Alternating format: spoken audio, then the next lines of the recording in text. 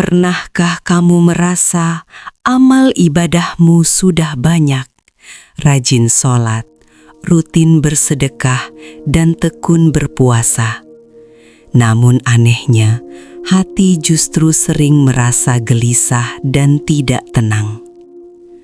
Hati-hati saudaraku, mungkin tanpa disadari ada satu sifat halus yang bersarang di dalam dada, yang membuat rahmat dan ketenangan dari Sang Pencipta tertahan darimu. Berdasarkan ajaran agama kita, seringkali bukan dosa besar yang membuat kita jauh dari ketenangan, melainkan penyakit hati yang menggerogoti keikhlasan secara perlahan dan bersembunyi rapi dalam rutinitas keseharian kita. Mari kita sejenak mengambil waktu untuk bermuhasabah atau introspeksi diri. Berdasarkan tuntunan kitab suci, terdapat 7 sifat yang sangat dibenci oleh Sang Pencipta. 7 sifat ini adalah penyakit hati yang dapat merusak kualitas kehambaan kita. Sifat-sifat ini seringkali bersembunyi di balik jubah kesolehan, menjauhkan kita dari cahaya hidayah. Mari kita kenali satu persatu agar kita bisa membersihkan jiwa kita, terutama sifat nomor 3 yang paling sering menjebak kita tanpa pernah kita sadari. Sifat pertama yang amat dibenci adalah kesombongan atau takabur. Kesombongan bukanlah sekadar tentang memakai pakaian bagus, melainkan sikap menolak kebenaran dan merendahkan orang lain. Terkadang kita merasa lebih suci, lebih pintar, atau lebih mulia dari saudara kita yang lain. Padahal manusia diciptakan dari tanah yang sama. Sebuah pepatah agama mengingatkan bahwa tidak akan masuk surga seseorang yang di dalam hatinya terdapat kesombongan, walau hanya seberat biji sawi. Sifat kedua adalah dusta atau kebohongan. Dusta adalah pangkal dari segala keburukan yang merusak fondasi kepercayaan, baik kepada sesama manusia maupun kepada Yang Maha Melihat. Berapa sering kita berbohong untuk menjaga citra diri atau sekadar berbasa-basi yang menyalahi kenyataan. Menurut ajaran luhur agama kita, kejujuran akan membimbing kepada kebaikan, dan kebaikan akan membimbing ke surga. Sebaliknya, dusta hanya akan menuntun jiwa kita kepada jurang kehancuran yang kelam. Inilah sifat ketiga yang sangat dibenci dan paling berbahaya, karena tanpa sadar sering kita lakukan. Ria. Ria adalah ketika kita melakukan suatu amal kebaikan, bukan murni karena Allah, melainkan karena ingin dilihat, dipuji, atau diakui oleh manusia. Sifat ini sangatlah halus, digambarkan lebih halus dari langkah semut hitam di atas batu hitam di pekatnya malam. Memposting ibadah di media sosial demi mendapat pengakuan adalah salah satu bentuk nyata dari ria di zaman modern ini. Ria sering disebut sebagai syirik kecil. Mengapa sangat berbahaya? Karena ria membatalkan pahala ibadah, layaknya api yang membakar kayu kering hingga tak bersisa menjadi abu. Bayangkan, kita kelelahan berpuasa, kehilangan harta untuk bersedekah, dan bangun di sepertiga malam. Namun tak ada satupun catatan kebaikan di sisi Tuhan. hanya karena sepercik niat ingin dipuji manusia. Ini adalah kerugian yang sangat besar, menghancurkan bekal kita di hari penghisaban kelak. Sifat keempat yang mengotori jiwa adalah hasad atau dengki. Hasad bukanlah sekadar iri, tetapi perasaan benci melihat orang lain mendapatkan nikmat, disertai harapan agar nikmat tersebut lenyap dari tangan orang itu. Hasad membuat kita memprotes takdir dan pembagian rizki dari Sang Maha Pemberi. Ingatlah, hati yang dipenuhi kedengkian tidak akan pernah merasakan kedamaian. Ia akan selalu tersiksa oleh kebahagiaan orang lain, meracuni aliran darahnya sendiri dengan pikiran yang negatif. Sifat kelima adalah bakhil atau kikir. Manusia seringkali merasa bahwa harta yang dimilikinya adalah mutlak hasil jerih payahnya sendiri, sehingga ia enggan berbagi dengan mereka yang membutuhkan.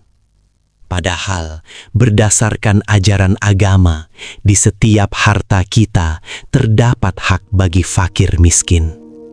Menahan harta dari jalan kebaikan tidak akan membuat kita kaya, justru akan menyempitkan dada dan menarik turun keberkahan. Harta yang ditumpuk dengan kekikiran kelak akan menjadi beban berat di hari akhir. Sifat keenam adalah zolim atau berlaku aniaya.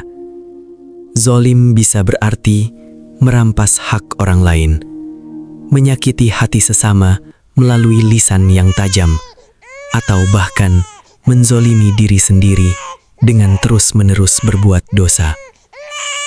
Doa orang yang terzolimi tidak memiliki penghalang sedikit pun menuju langit. Oleh karena itu, berhati-hatilah terhadap tetesan air mata orang yang hatinya terluka karena perbuatan kita. Kezoliman adalah kegelapan yang akan menyelimuti pelakunya dengan ketakutan dan kehinaan, baik di dunia maupun di akhirat kelak. Sifat ketujuh yang dibenci adalah memutus tali silaturahmi. Ego, gengsi, dan perselisihan kecil seringkali membuat kita enggan menyapa saudara atau kerabat sendiri selama bertahun-tahun.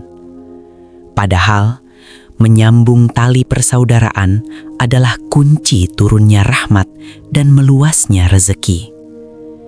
Berdasarkan panduan suci agama kita, mereka yang memutuskan ikatan kasih sayang dengan kerabatnya akan kesulitan mendapatkan kelembutan dan pertolongan dari Tuhan. Mari turunkan ego dan mulailah saling memaafkan selagi masih ada waktu.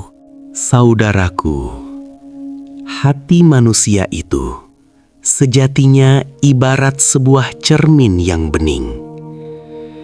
Ketujuh sifat tadi, dari mulai sombong hingga memutus silaturahmi, terutama ria yang sering luput dari perhatian, adalah titik-titik noda hitam yang menutupi kejernihan cermin tersebut.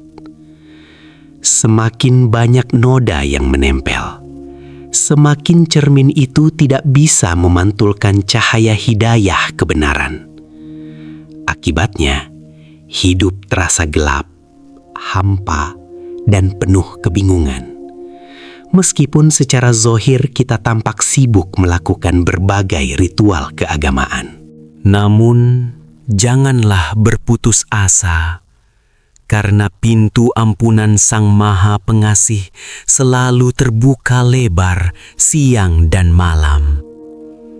Cara terbaik untuk membersihkan cermin hati kita adalah dengan memperbanyak istighfar dan bertaubat dengan sungguh-sungguh.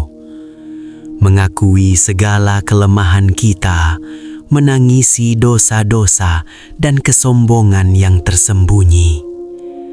Saat kita meneteskan air mata penyesalan di sepertiga malam, sesungguhnya air mata itulah yang akan memadamkan api murka Tuhan dan mencuci bersih segala penyakit di dalam dada kita.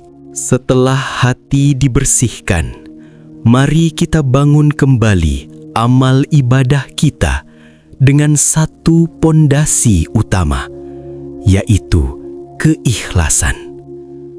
Lakukanlah segala kebaikan secara sembunyi-sembunyi, seolah-olah tangan kiri tidak mengetahui apa yang diberikan oleh tangan kanan. Pujian manusia hanyalah suara angin yang berlalu, tidak akan menambah kemuliaanmu di hadapan Tuhan. Sedangkan cacian manusia juga tidak akan menghinakanmu jika engkau mulia di hadapannya.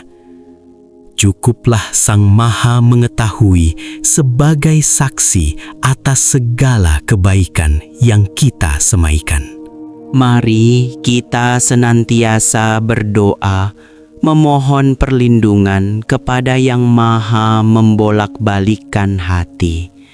Mintalah agar kita dijauhkan dari sifat sombong yang membutakan, dusta yang menghancurkan, ria yang menghapus pahala, dengki yang menyiksa batin, kikir yang memiskinkan jiwa, zolim yang mengundang murka, dan putusnya tali silaturahmi yang menjauhkan rahmat. Berdoalah agar hati kita selalu dijaga, agar tetap lurus, bersih, dan dipenuhi oleh cinta yang murni hanya kepada Sang Pencipta alam semesta. Muhasabah adalah perjalanan seumur hidup. Tidak ada manusia yang luput dari salah dan khilaf. Namun, sebaik-baiknya orang yang bersalah adalah mereka yang terus menyadari kesalahannya dan segera bertaubat. Semoga uraian mengenai 7 sifat ini, terutama kewaspadaan kita terhadap ria, dapat menjadi pengingat yang menyuburkan taman hati kita. Mari berjuang bersama menjadi hamba yang lebih baik, ikhlas dalam bertindak, dan senantiasa diselimuti kedamaian. Sampai jumpa di renungan selanjutnya. Semoga rahmat dan ketenangan senantiasa menyertaimu.